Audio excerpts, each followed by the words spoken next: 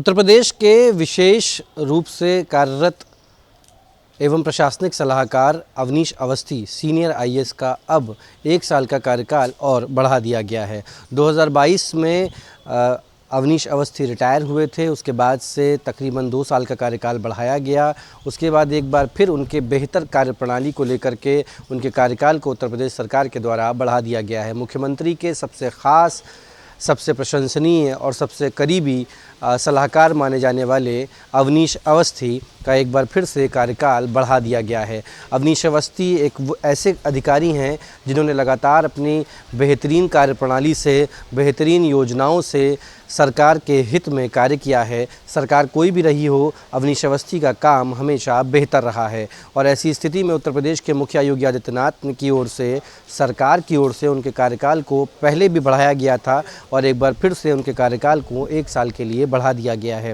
ये अकेले वो अधिकारी हैं जिन्होंने अपनी बेहतर सुदृढ़ कार्यप्रणाली से सरकार के हित में जन जन तक योजनाओं को पहुंचाने का काम किया है और ऐसे में अब प्रशासनिक रूप में सभी तरीके से जो भी योजनाएं होती हैं या सरकार को जो भी मंशा साफ करनी होती है वो अधिकारियों के माध्यम से ही की जाती है और ऐसे में सीनियर आईएएस अवनीश अवस्थी बेहतर कार्यप्रणाली के अधिकारी, जिनकी अब कार्यप्रणाली 1 साल के लिए और बढ़ा दी गई है, यानी कि अब 1 साल के लिए उनको और सरकार के हित में कार्य करना होगा। जाहिर तौर पे उत्तर प्रदेश की अगर बात करें तो सबसे बड़ा राज्य और ऐसे में इतनी जनसंख्या को जन जन तक लाभ पहुंचाना और जन जन तक उत्तर प्रदेश सरकार की योजनाओं को पहुंचाने का विशेष कार्य सीनियर आईएएस अधिकारियों के द्वारा ही किया जाता है। सरकार की मंतव्य को किस तरीके से आम जनता के सामने साफ स्पष्ट किया जा सके, इसकी प्रमुख कार्यप्रणाली, प्रमुख कार्यभार जो होता है वो किसी सीनियर आईएएस पे ही होता है और ऐसे में अब अवनीश अवस्थी जो कि सबसे प्रशंसनीय और सबसे करीबी अधिकारी माने जाते हैं, उनका कार्यकाल 1 साल के लिए और अधिक बढ़ा दिया गया है। वीडियो जर्नलिस्ट किशन के साथ गौरव पांडे, JK24/7 न्यूज़, लखनऊ।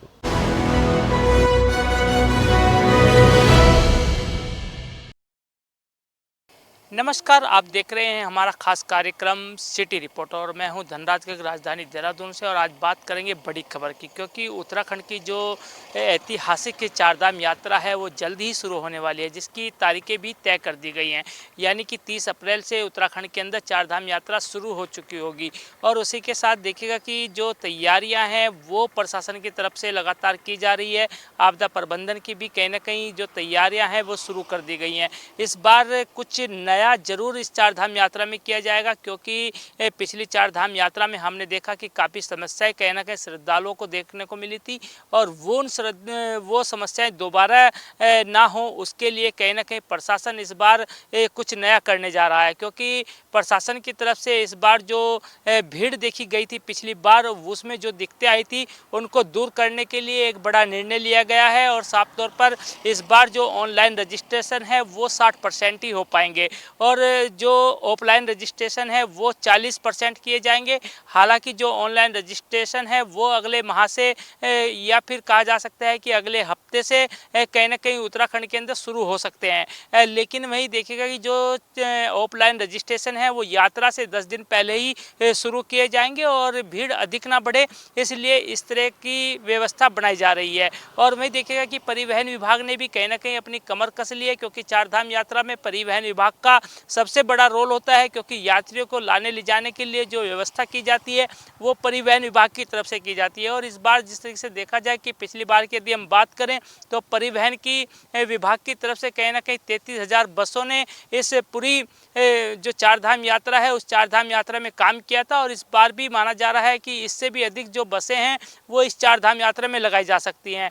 और साफ तौर पर देखिएगा कि साफ तौर पर देखा जाए तो कहीं ना कहीं जो चारधाम यात्रा है उसको सुगम बनाने के लिए तमाम विभागों का समन्वय भी बनना जरूरी है, जिसको लेकर दिशा निर्देश भी जारी कर दिए गए हैं।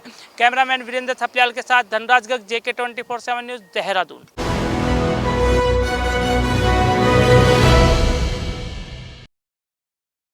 महाराष्ट्र में बर्ड फ्लू से हड़कंप, वाशिम के खेड़ा गांव में हजारों मुर्गियों की मौत।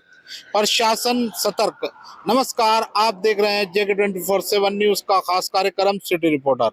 मैं हूं इरशाद अहमद। आज महाराष्ट्र की हम बात करते हैं। महाराष्ट्र में एक बार फिर बर्ड फ्लू का खतरा गहरा गया है। वाशिम जिले के खेरडा गांव में एक पोल्ट्री फार्म में 6,831 से अधिक मुर्गियों की मौत हो गई है और जिससे इलाके में हड़कंप मच गया है। प्रशासन ने हाई अलर्ट जारी कर दिया है। महाराष्ट्र के वाशिम जिले के कारंजा तालुके में स्थित खेरडा गांव के पोल्ट्री फार्म में 20 से 25 फरवरी के बीच हजारों मुर्गियों की रहस्यमयी मौत हो गई थी। जांच के लिए सैंपल पुणे और भोपाल की लैब भेजे गए, जहां 27 फरवरी को पुष्टि हुई कि ये मौतें बर्ड फ्लू के H5N1 वायरस से हुई है। बर्ड फ्लू संक्रमण की पुष्टि होते ही प्रशासन ने इलाके को सील कर दिया है और पोल्ट्री फार्म से किसी भी मुर्गी की आवाजाही पर रोक लगा दी गई है। साथ ही इलाके को सैनिटाइज करने का अभियान तेज कर दिया गया है। संक्रमण को फैलने से रोकने के लिए प्रशासन ने बची हुई मुर्गियों को नष्ट करने का निर्णय लिया है। हर तालुके में तहसीलदार की निगरानी में जो है विशेष समितियां बनाई गई है, जो इस वायरस के प्रसार को रोकने के लिए जरूरी कदम उठा रही है। गौरतलब है कि बर्ड फ्लू यानी एवियन इन्फ्लुएंजा एक घातक वायरस है जो सिर्फ पक्षियों तक सीमित नहीं है, बल्कि इंसानों और अन्य जानवरों में भी ये फैल सकता है। पिछले 2 सालों में इस वायरस ने दुनिया भर में लाखों पक्षियों की जान ले ली है। विशेषज्ञों का कहना है कि संक्रमित पक्षियों के संपर्क में आने से इंसानों पर भी खतरा हो सकता है। स्थानीय नागरिक पोल्ट्री फार्म के कर्मचारियों का कहना है कि हम बहुत डरे हुए हैं। प्रशासन ने हमें सावधानी बरतने के लिए कहा है। पोल्ट्री फार्म के आसपास रहने वालों को भी अलर्ट रहने को कहा गया है। फिलहाल प्रशासन बर्ड फ्लू के प्रसार को रोकने के लिए हर संभव प्रयास कर रहा है, लेकिन सवाल ये है कि क्या संक्रमण जल्द नियंत्रित हो पाएगा? पोल्ट्री फार्म उद्योग को इससे बड़ा झटका लगेगा? खास आने वाले दिनों में ये देखने वाली बात होगी। कैमरा पर्सन बाकिर अंसारी के साथ मैं इरशाद अहमद, जेके 24/7 न्यूज, अमरावती।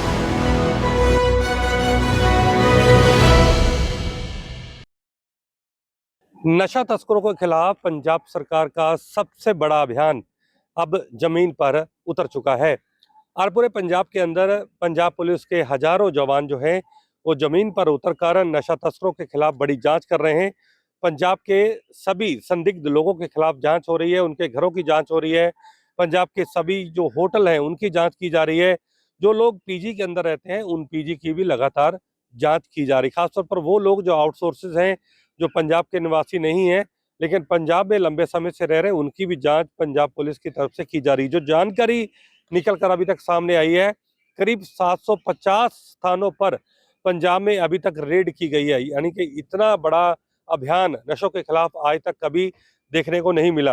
जो जानकारी मिली है, करीब करीब 12,000 से ज्यादा पुलिस कर्मचारी जो है वो इस अभियान से जुड़े हैं और इस अभियान के तहत तमाम लोगों के खिलाफ जांच पड़ताल और जो सर्च ऑपरेशन है वो लगातार जारी। खुद पंजाब के जो जितने भी एसएसपी हैं, पंजाब के जितने आईजी हैं, डीआईजी हैं, एडीजीपी और खुद पंजाब के डीजीपी जो हैं वो भी जमीन पर उतरे हैं और ऑपरेशन कासो चलाकर नशा तस्करों के खिलाफ एक बड़ा शिकंजा जो है वो कसा जा रहा है। आपको बता दें, कुछ दिन पहले ही पंजाब सरकार ने नशों के खिलाफ एक युद्ध अभियान छेड़ा था और पंजाब के मुख्यमंत्री ने कहा था कि जब तक पंजाब की जड़ से नशा खत्म नहीं कर देंगे तब तक वो चैन से नहीं बैठेंगे।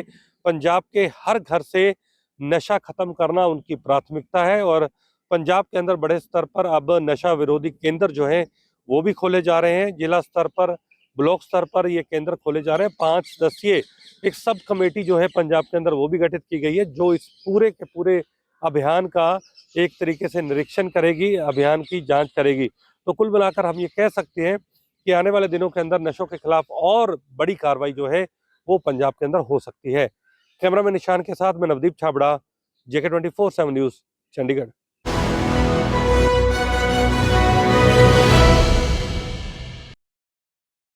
हरियाणा में नगर निगम चुनावों की तैयारी पूरी हो चुकी है और उसके बाद अब 2 तारीख को यानी कि कल मतदान होना है। उससे पहले अधिकारी और प्रशासन की ओर से सभी तैयारी लगभग पूरी कर ली गई हैं और ऐसे में पोलिंग स्टेशनों पर भी अधिकारियों की टीम जो है जाकर निरीक्षण कर रही है और पोलिंग स्टेशनों पर जो जिनकी ड्यूटी है वो पहुंचने लगे हैं। ऐसे में कल सुबह करीब 7 बजे से वोटिंग जो प्रक्रिया है वो शुरू की जाएगी और उसके बाद करीब 6 बजे तक अलग अलग जगहों पर वोटिंग करने का काम किया जाएगा। इस बार जो है हरियाणा के अलग अलग ज़िलों में नगर निगम चुनाव किए जा रहे हैं, जिसमें फरीदाबाद में नगर निगम चुनाव 46 वार्डों में किए जा रहे हैं। तो वहीं एक सीट जो है मेयर के लिए आरक्षित की गई थी, उस पर भी एक साथ ही जो है मतदान होना है, जिसमें मतदाता पहली बार पार्षद और मेयर के लिए एक ही दिन में एक साथ 2 बार वोटिंग करने का काम करेंगे। ऐसे में चुनाव आयोग की ओर से लगातार लोगों से अपील की जा रही है कि इस बार वोट प्रतिशत बढ़ाने के लिए लोग ज़्यादा से ज़्यादा मतदान केंद्रों पर पहुंचें और अधिक से अधिक मतदान करें। लेकिन हर बार फरीदाबाद का जो वोट प्रतिशत था वो लगातार कम होने का कारण बन रहा था, लेकिन इस बार चुनाव आयोग और जिला प्रशासन की ओर से लोगों को अवेयर करने के लिए जगह जगह कैंपेनिंग और अन्य जागरूक कार्यक्रम किए जा रहे हैं, ताकि लोग बढ़ चढ़कर वोट प्रतिशत को बढ़ाने और अधिक से अधिक लोग मत का इस्तेमाल कर सकें। हालांकि इस बार का जो चुनाव है वो बीजेपी वर्सेस कांग्रेस नज़र आ रहा है, लेकिन इस बार जो अन्य जो पार्टियों के नेता थे वो मैदान में नज़र नहीं आए, लेकिन निर्दलीय उम्मीदवार इस बार जो है मुख्य भूमिका निभाते हुए नज़र आ रहे हैं। हालांकि चुनाव प्रचार अब थम चुका है और आज वोटर जो है अपना मताधिकार करने से पहले सोच विचार कर कल सुबह मतदान करने के लिए पहुंचेगा। अब देखने वाली बात यह होगी कि जो 2 तारीख को मतदान होगा और उसके बाद जो है उसका रिजल्ट आएगा, कौन सी पार्टी जीत कर सामने निकल कर आती है। सहयोगी राकेश के साथ संदीप गोयल, 24/7 न्यूज़, फरीदाबाद।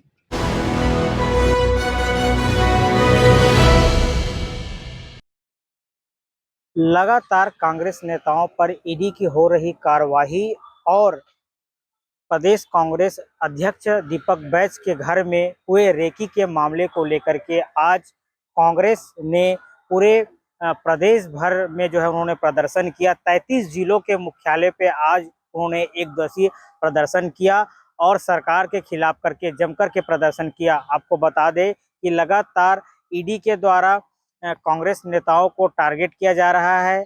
इनके साथ ही कुछ दिन पहले ही ईडी जो है कोंटा और सुकमा में बने कांग्रेस भवन के डिटेल मांगने के पूछताछ के बाद ये मामला लू पकड़ लिया। इसके साथ ही कुछ दिन पहले ही दीपक बैज के घर जो है रेकी की गई थी, रायपुर में रेकी की गई थी। इसमें एक सब इंस्पेक्टर सहित जो है 2 कांस्टेबल को जो है इस मामले पर गिरफ्तार किया था। ये पूरे मामले को लेकर के आज कांग्रेस ने जो है एक दिवसीय धरना प्रदर्शन सरकार के खिलाफ कहा। इस पूरे मामले को लेकर के कांग्रेस के प्रदेश अध्यक्ष दीपक बैज ने कहा, इस पूरे मामले में मैंने मुख्यमंत्री विष्णुदेव साय और डीजीपी को पत्र लिखा है। उन्होंने कहा, मैं बस्तर से आता हूं और जिस तरीके से मेरे देवेंद्र नगर निवास में मेरे घर की रेकी की गई, तो कहीं न कहीं सुरक्षा का बड़ा मामला है, क्योंकि बस्तर में जिस तरीके से झीरम घाटी कांड हुआ, तो कहीं न कहीं ऐसी घटना दोहरा जाता है, जिसको लेकर के उन्होंने पत्र लिखा। वहीं इस पूरे मामले को लेकर के लगातार कांग्रेस के तमाम जो बड़े नेता हैं सदन से लेकर के रोड तक की लड़ाई लड़ रहे हैं और यही कह रहे हैं कि सरकार जो है ईडी के सहारे लगातार कांग्रेस के नेताओं पर कार्रवाई कर रही है। इसके साथ ही कांग्रेस का कहना है कि जानबूझ करके विपक्ष जो है विपक्ष के नेताओं पर जो है सरकार जो है रेकी करा रही है। इन मामलों को लेकर के आज प्रदर्शन किया गया। कैमरामैन पिंटू देवांगन के साथ शंभू रही, JK24 न्यूज़, रायपुर।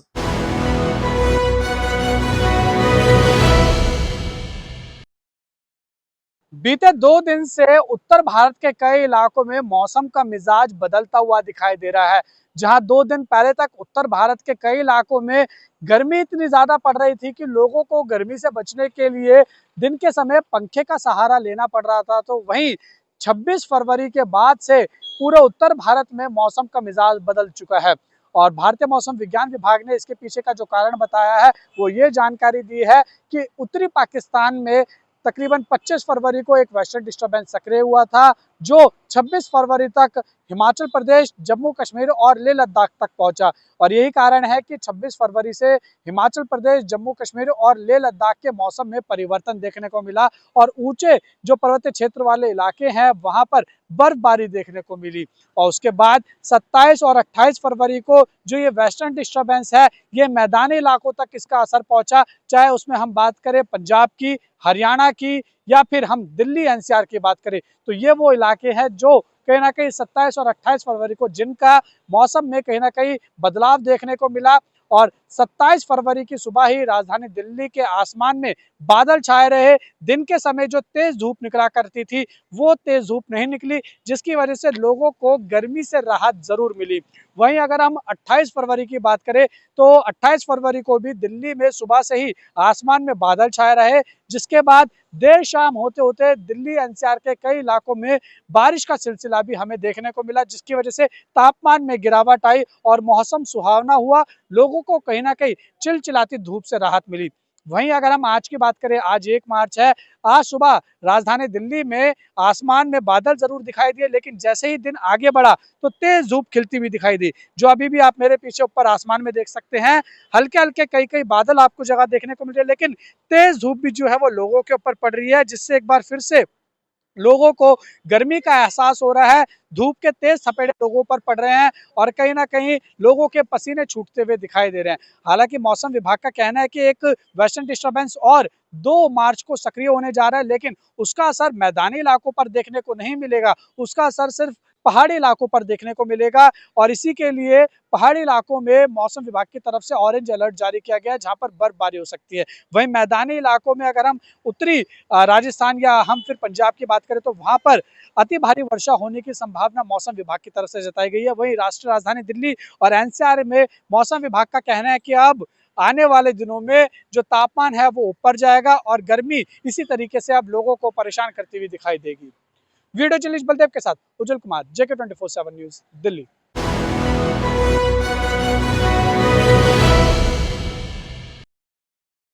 उत्तर प्रदेश के मुख्यमंत्री योगी आदित्यनाथ ने बाढ़ प्रबंधन को लेकर बैठक की और बैठक में कई निर्देश दिए गए हैं।